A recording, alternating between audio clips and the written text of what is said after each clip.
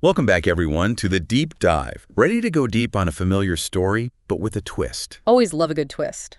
Today, we're diving into Little Red Riding Hood, but hold on, because we have a pretty wild source this time. Color me intrigued. An interview with the wolf. Whoa, hold on. The wolf side of the story, that's going to be interesting. Yeah, so our mission is to unpack what he calls his denied narrative. Really dig into what he claims actually happened. See how it stacks up against, well, the classic tale. Exactly, the one we all grew up with. Big bad wolf and all. Right. That name alone, it's like synonymous with evil, lurking danger in the woods, temptation, threat. For centuries, yeah. He's been the villain, the easy answer. Good versus evil, simple as that. And it's interesting, though, because even with some newer versions of the story, you start to see this shift, a hint that maybe, just maybe, it's not so black and white. A little more gray area. Yeah, like what if the wolf's motives were, not pure evil? Right. Or what if there's just more to it than we ever really thought about? A whole other side to the story. Exactly. And that's what makes this interview so fascinating. It's the wolf's own account. A direct challenge to everything we thought we knew about Little Red Riding Hood. I am ready to hear this. Okay, so let's start at the beginning.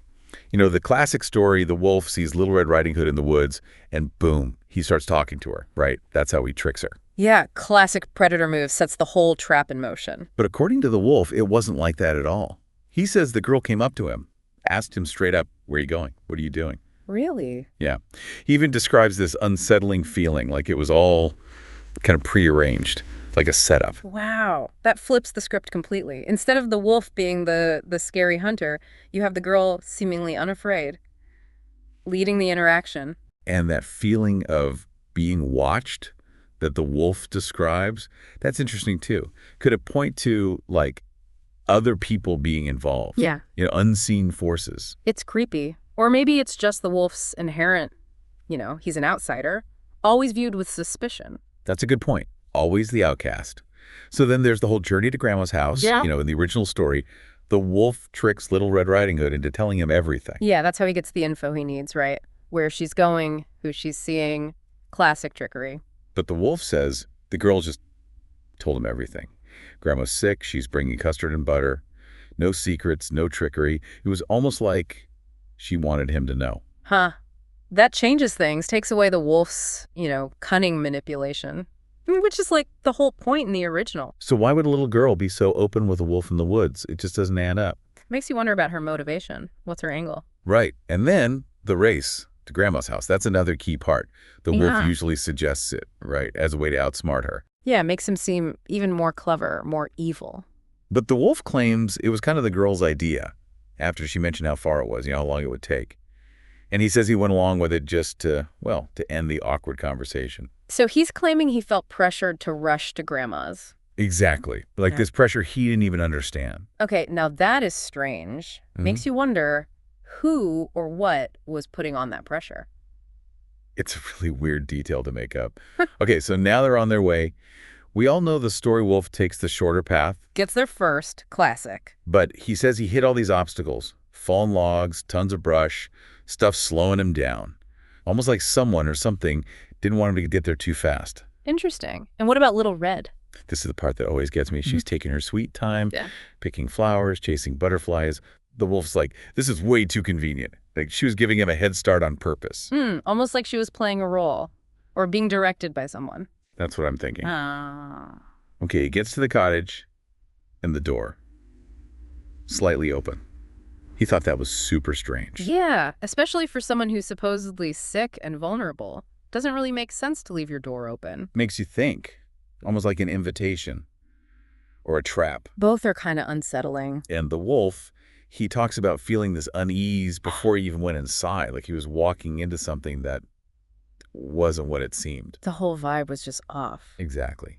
Then he goes inside, and here's where it gets, this is the heart of the story, right? The wolf impersonates the girl, tricks Grandma, and, well, you know the rest. Yeah, pretty grim.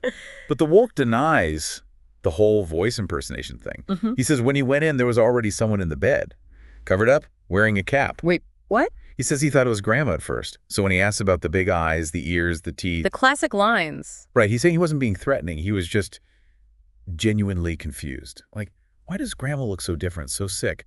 And he keeps saying over and over how the whole situation felt. That is a major, major change to this story. If someone else was already in the bed, I mean, who was it? What were they doing there? And it makes the wolf seem a lot less like this evil mastermind, more like a confused participant in something he doesn't understand. Almost like he's a pawn in a bigger game. Okay.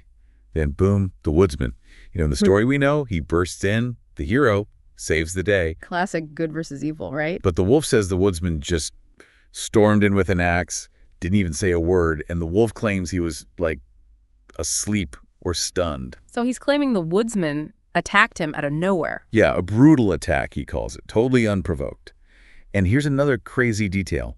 He says he never even saw Little Red Riding Hood inside the cottage until after the woodsman arrived. Hold on, so she just appears? Yeah, seemingly unharmed. He says it was almost on cue. Like she was waiting in the wings?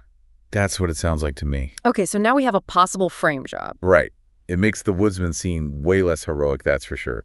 And girl's perfect timing. He's all very suspicious. So the wolf, he's convinced this whole thing was orchestrated. He points to everything, the girl being overly friendly, the open door, the mysterious figure in the bed, the woodsman's sudden attack. He's connecting the dots. Yeah. He even says the basket of food, it could have been placed there on purpose. Yeah. To make him look guilty. A convenient motive. Exactly. And then he asks this question that just, it really makes you think. Who benefited from all of this? The woodsman, the hero, the little girl, safe and sound, and the wolf. The villain, always the villain. It really highlights the consequences, like who gets to write the story and who has to live with the fallout. And that takes us to the bigger picture, right? We have to look beyond the wolf's account now. What other motives could be at play? Could the grandmother have been involved in something? The wolf does question her character, like were there secrets? Conflicts we don't know about. Right. What if there were tensions in the village? Maybe someone wanted Grandma out of the picture. And the wolf was just a convenient scapegoat. A pawn, yeah. And what about the woodsman? That perfect timing. What if he was waiting for this? Yeah, it's all too perfect, right? Like he knew exactly what was going to happen. What if he had his own agenda? Maybe he wanted to be the hero. And what about Little Red Riding Hood? The wolf paints her in a very different light. He does. Her questions in the woods. Yeah. He's suggesting they weren't so innocent. Like maybe she was tracking his movements, making sure he got to the cottage at the right time. That's disturbing. But, kids can be clever. If she was involved somehow, even if she didn't understand the bigger picture. It changes everything. Absolutely. And then there's the whole wolf stereotype. The big bad wolf, the cunning predator. He challenges that directly, says it's an easy answer. A simple story for a complicated world. Why do you think people cling to that story, to that simple explanation? Well, it's comfortable, right? Black and white, good versus evil, no messy details. Easier to digest, easier to judge. Exactly. But the wolf, he flips it around. He says, look at me, I'm just a lone wolf. And look at the woodsman with his axe. Who's really the dangerous one here? A good point. Forces you to rethink the power dynamic. Right. The wolf versus the guy with a weapon. Not so clear-cut anymore. And he says that by making him into this monster, it hides other uncomfortable truths. What do you think he means by that? Ooh, that's deep. Maybe he means truths about people, about manipulation, about selfishness, about the bad stuff that happens even in seemingly safe places. So the wolf, the monster in the woods, is a distraction from the real monsters. The ones hiding in plain sight. That's a chilling thought. It is. And the toll it's taken on the wolf, he's very clear about that. Hunted, feared, demonized, turned into this boogeyman to scare kids. What does that do to someone? To be branded a monster when you believe you're innocent? It's devastating. The wolf talks about shock, anger, fear, and that feeling of being completely misunderstood. I mean, those are very real human emotions. Right. And he keeps saying all he wanted was to live peacefully. It's actually kind of sad. Very much so. It makes you think about the power of stories, how they shape our perceptions, our fears, our judgment. Absolutely. And in the end, the wolf really wants us to see how differently he's portrayed. Traditionally, he's all about greed, deception. But in his own words, he's confused, panicked, wrongly accused. And most importantly, innocent. Or at least that's what he wants us to believe. Yeah, he definitely wants us to question everything we thought we knew. Which is a good thing, right? To question, to think critically. For sure. So, wrapping up, I think it's safe to say this deep dive took us down a very unexpected path. Yeah, it did. The wolf's account, whether we fully believe it or not, Right. it makes us rethink the whole story. Was he really the villain? Or was there something much darker going on in the woods that day? Mm. What parts of his story felt true to you? What parts just didn't add up? It's a lot to process. It really is. And that brings me to my final thought. If the original story, the one we all know, served a purpose, maybe to reinforce social order, to define good and evil, what other stories we think we know, might have hidden sides, different perspectives, just waiting to be uncovered? That's a great question. And it's a reminder that the stories we tell, they shape how we see the world. Exactly. So be careful what you believe, keep asking questions. And until next time, keep diving. See them.